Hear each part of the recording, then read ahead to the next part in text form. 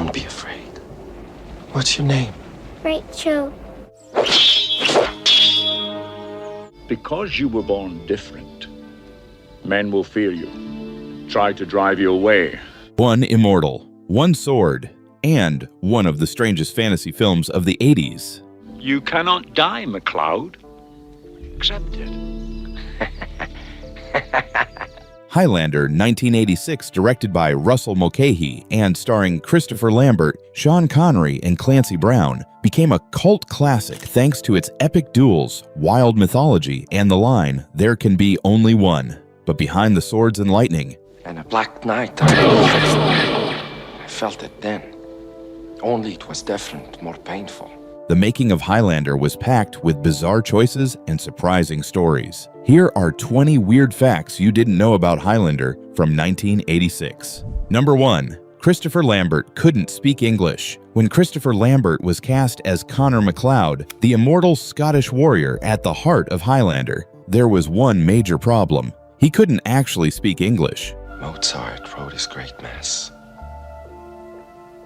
The Montgolfier brothers went up in their first balloon.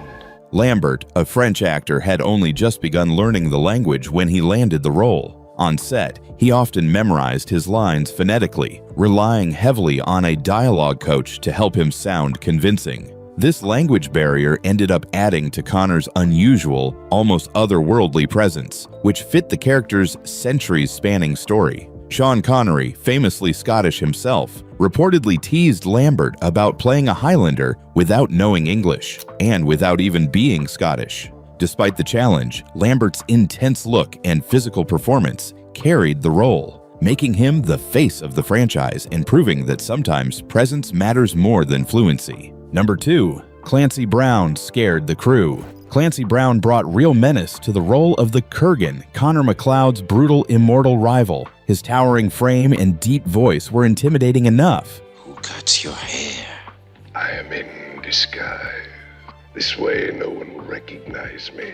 But when he slipped into character on set, the effect was downright terrifying. Crew members admitted they often felt uneasy around him, even when the cameras weren't rolling, because he seemed to fully embody the Kurgan's violent, unpredictable energy. Rumors spread that Brown was method acting, staying in character to keep everyone on edge. In truth, he was professional and respectful between takes, a stark contrast to the monster he played. During one scene where the Kurgan insults and mocks a group of nuns and a priest, Goodbye, MacLeod. We will meet soon enough. Brown even apologized afterward for the harsh dialogue. His ability to unsettle the crew showed just how convincing and committed his performance really was. Number 3. Queen's inspiration. One of the most unforgettable parts of Highlander is its soundtrack, powered by the rock legends Queen. Originally, the band had only agreed to write one song, but after watching an early cut of the film, they were so inspired they ended up contributing an entire album's worth of material. Each member of Queen picked different scenes that spoke to them. Brian May was moved by the love story, Freddie Mercury gravitated toward the larger-than-life duels, and Roger Taylor tapped into the film's sense of immortality. The result was songs like Princes of the Universe and Who Wants to Live Forever, which perfectly captured the movie's grand, operatic tone. What began as a small collaboration turned into one of the greatest rock soundtracks in film history, forever linking Queen's music with Highlander's immortal legacy. Number 4. A Quickening for Real. Clancy Brown may have terrified everyone as the Kurgan, but even he wasn't immune to nerves. When it came time to film his big confrontation with Sean Connery's Ramirez, Brown admitted he was shaking. Connery was already a Hollywood legend, and sharing a sword fight with him was daunting. In the scene, Brown was supposed to charge in and slice a heavy wooden table in half before the duel began. The Highlander! Where is he? You're too late. I've prepared him for you. The stunt was risky, requiring precision and control so the blade wouldn't splinter wildly toward cast or crew. Brown, worried about accidentally hitting Connery, was tense throughout rehearsals. Connery, however, put him at ease with his trademark humor, making jokes to break the tension. By the time cameras rolled, Brown delivered, smashing the table cleanly and launching into one of the movie's most memorable immortal battles. If you're enjoying this so far, hit that like button and subscribe for more awesome movie facts, and tell us in the comments, what movie brings you the most nostalgia, and which one should we cover next? Number 5. The Kurgan's backstory. In the film, the Kurgan is painted as a ruthless force of destruction, but the Highlander novelization reveals just how dark his history really was. According to the book, his brutality began at home. The Kurgan's own father killed him as a young man, only for him to rise moments later as an immortal. Wasting no time, he turned on his father and slaughtered him. From there, his violent path only escalated. He fought alongside roving bands of killers before climbing into history's bloodiest armies. Don't ever speak to me again. Do you understand? The novel describes him joining the Vandals and Goths, riding with Attila the Hun, taking part in Viking raids, and later serving under Genghis Khan. This expanded backstory turned the Kurgan into not just a villain of the film, but a walking embodiment of humanity's most savage moments. Number 6. Drunk extras. The epic clan battles at the start of Highlander look chaotic on screen, but behind the scenes they were even wilder. Many of the extras cast as Scottish warriors took their roles a little too seriously, and a little too drunkenly.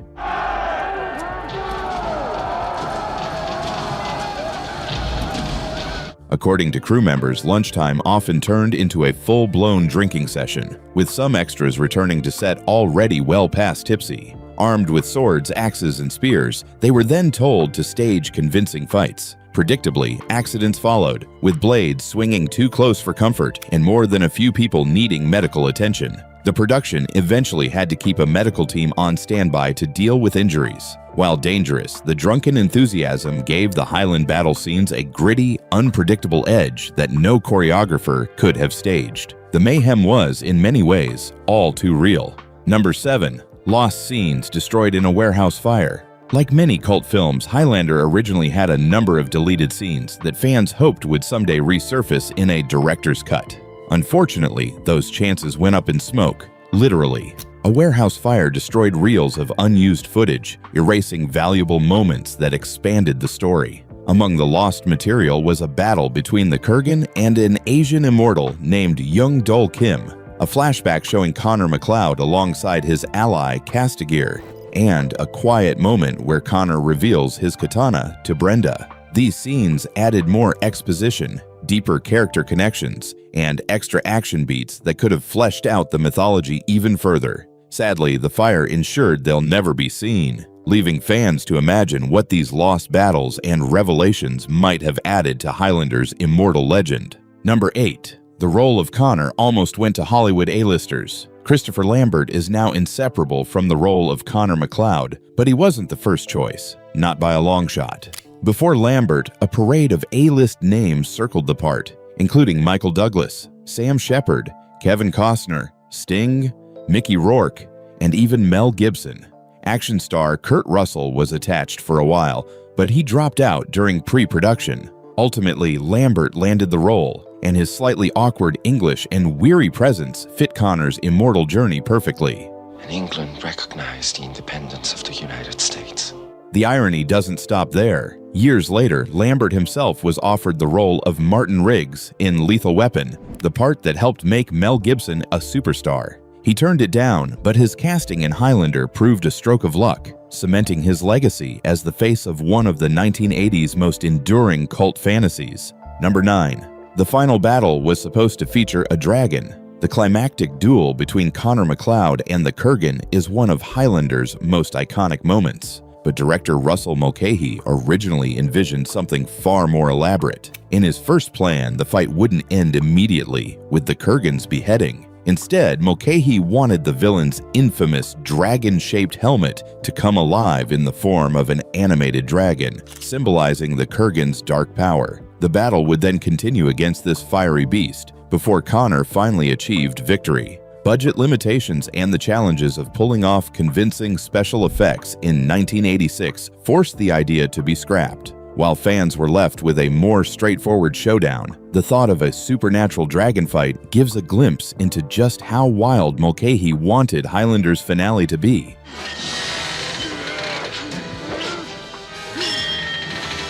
A mix of swordplay, mythology, and pure fantasy spectacle. Number 10. Highlander started as a college thesis. The immortal saga of Highlander didn't come from a Hollywood veteran. It came from a college student. Screenwriter Gregory Wyden first conceived the story while studying film at UCLA. For his senior thesis, he wrote a script called Shadow Clan, about immortals battling through history until only one survived. The premise impressed his professors, and Wyden soon sold the script, which was developed into Highlander, though the final film was heavily rewritten and stylized by director Russell Mulcahy. The core concept, a centuries-spanning war of immortals, came directly from Wyden's student work. For a project born in the classroom, it launched one of the most unique cult franchises of the 80s. Not bad for a thesis that started as an exercise in creative storytelling. Number 11. Kurt Russell turned down the role of Connor MacLeod. Before Christopher Lambert became Connor MacLeod, the part was actually offered to Kurt Russell. By the mid-80s, Russell was already an action favorite, thanks to films like Escape from New York and The Thing. His agent saw Highlander as a natural next step, and for a time it looked like he'd take the role. But just before production began, Russell backed out. Some reports suggest his partner Goldie Hawn encouraged him to avoid a risky fantasy project, while others say he simply wasn't interested in committing to a franchise. Whatever the reason, his exit opened the door for Lambert, whose unusual accent and intensity gave Connor a distinct presence. What can I do for you? I'd like some advice. Are you the kind of woman who takes advice? Ironically, Russell's departure helped create the very uniqueness that made Highlander a cult legend. Number 12. Christopher Lambert was dangerous with a sword. Christopher Lambert looked convincing as the immortal warrior Connor MacLeod, but there was a hidden challenge. He's severely myopic. Off camera, Lambert always wore thick glasses, but when filming sword fights, he had to go without them. That meant he often couldn't fully see what he was doing. Bad news for a movie packed with blade duels. On set, thumbs, fingers, and even the occasional prop paid the price for his limited vision. The problem carried into the sequels too. While filming Highlander 2 in 1991, Lambert's lack of depth perception led to a mishap where co-star Michael Ironside accidentally sliced open his hand during a sword fight. Despite the risks, Lambert's physical commitment made the battles believable, even if he was sometimes more dangerous to his fellow actors than to the immortal enemies on screen. Number 13. Sean Connery filmed his entire role in just 7 days. Sean Connery may be second billed in Highlander, but he only worked on the film for a single week. Cast as the eccentric immortal Juan Sanchez Villalobos Ramirez, Connery agreed to the role mainly for the paycheck. Reportedly $1 million for 7 days on set. Crude and slow, clansman, your attack was no better than that of a clumsy child. Director Russell Mulcahy had to schedule Connery's scenes with military precision, shooting nearly his entire arc back-to-back. Despite the rushed timeline, Connery's charisma gave the movie both weight and humor, making Ramirez unforgettable. Off-camera, he kept the cast entertained with his trademark confidence and wit, breezing through takes before moving on to his next project. Though his role was brief, his impact was enormous. Ramirez became one of the franchise's most beloved characters, proving that even a week's work can leave an immortal mark. Number 14. The sword sparks came from a car battery. One of Highlander's coolest visual tricks was the way swords exploded in sparks whenever they clashed. Audiences assumed it was movie magic, but in reality, it was a dangerously low-tech solution. The crew wired the actors' swords to car batteries hidden off-set. Whenever the blades connected, the electrical current produced a shower of sparks that looked spectacular on camera. The problem was, the setup wasn't exactly safe. Christopher Lambert and Clancy Brown had to perform intense fight choreography, while their weapons were literally electrified, leaving them at risk of serious shocks. Fortunately, no one was seriously hurt, though Lambert did admit it was nerve-wracking to duel with a live current running through the steel.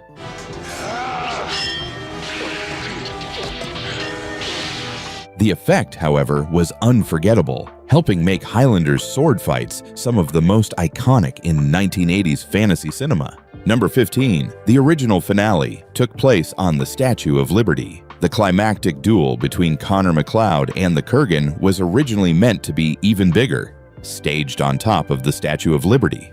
In early drafts, Russell Mulcahy envisioned the Immortals clashing high above New York Harbor, their swords sparking against Lady Liberty's crown as lightning split the sky. Logistically, however, the sequence was impossible. The production couldn't afford to build convincing sets or pull off the ambitious effects needed to make the fight work. Instead, the finale was moved to the Silver Cup Studios rooftop, where Connor finally defeats the Kurgan. There can be only one. Ironically, the tighter, more grounded location helped give the scene its raw intensity, turning what might have been a clunky spectacle into one of the most iconic rooftop showdowns of the 80s. Still, imagining the Kurgan on Lady Liberty is pure cult cinema fantasy. Number 16. Highlander 2 was ruined by Argentina's economy. Fans often blame Highlander 2, The Quickening's bizarre alien plot, for why the sequel fell apart. But the real culprit was Argentina's economy. Director Russell Mulcahy had plans for a continuation long before the first film was even released. But when production shifted to Argentina in 1991, the country was hit with rampant inflation. Costs skyrocketed, insurers panicked, and financiers began interfering with the script and the edit. The result was a chopped-up, incoherent version of the film that left audiences baffled and critics horrified. Mulcahy later tried to salvage his vision in a re-edited DVD cut, but even that couldn't repair the damage. What should have been an ambitious follow-up to Highlander instead went down in history as one of the most infamous sequels ever made. Number 17. Nick Offerman was furious that Chris Pratt had never seen it. Highlander has fans all over the world, including some unexpected celebrities. Actor Nick Offerman, best known as Ron Swanson on Parks and Recreation, has called it one of his all-time favorite movies. During filming of the show, Offerman was stunned to learn that his co-star, Chris Pratt, had never seen it. Reportedly, he gave Pratt a hard time on set, insisting that Highlander was required viewing for anyone who claimed to love movies. Offerman's deadpan humor made the scolding memorable, but his love for the film was completely genuine. He praised its mix of sword fights, mythology, and Queen's iconic soundtrack, saying it had everything a cult classic should. For Offerman, Highlander wasn't just entertainment. Never overextend your thrust. You're vulnerable and off balance. It was essential pop culture, and he couldn't believe Pratt had missed it. Number 18. A flop in America, a hit in Europe. Today, Highlander is remembered as a cult classic, but when it first opened in 1986, it was anything but a success in the United States. Critics dismissed it as confusing and over-stylized, and the film barely made a dent at the box office. In fact, many assumed it would quietly disappear. But overseas, the reaction was completely different. In Europe, especially in France, where Christopher Lambert was already a star, Highlander became a phenomenon. Audiences embraced its blend of fantasy, swordplay, and Queen's soaring soundtrack. The international box office gave the film a second life, and that groundswell of popularity helped fuel sequels, a TV series, and its enduring cult status. What bombed in America thrived abroad, proving that immortals don't die easily, not even at the box office. Number 19. Christopher Lambert didn't realize he was playing a Scotsman. When Christopher Lambert signed on to star in Highlander, his English was still limited, and he didn't fully understand the details of the script. According to interviews, it wasn't until filming began that he realized Connor MacLeod was supposed to be a Scotsman. By then, there was no turning back. Ironically, his French accent ended up working in the film's favor, since Connor was meant to be an immortal who had lived all over the world. His unusual voice only made him feel more mysterious and timeless. Will you, Connor? Aye, Blossom. I will. Turning what could have been a casting obstacle into a distinctive trait of the character. Number 20. The wrestling opening was filmed at Madison Square Garden. Highlander kicks off with Connor MacLeod at a wrestling match, and the scene was shot during a real WWF event at Madison Square Garden. The crowd had no idea they were doubling as extras for a fantasy film. The crew captured authentic crowd energy, blending pro wrestling spectacle with sword and sorcery mythology, a perfect introduction to the movie's over-the-top, larger-than-life tone. And that's 20 weird facts about Highlander, 1986. From lost scenes to Queen's soundtrack and Christopher Lambert's wild sword fights, this cult classic is just as strange behind the scenes as it is on screen. If you enjoyed this video, hit like, subscribe, and tell us in the comments which movie we should cover next.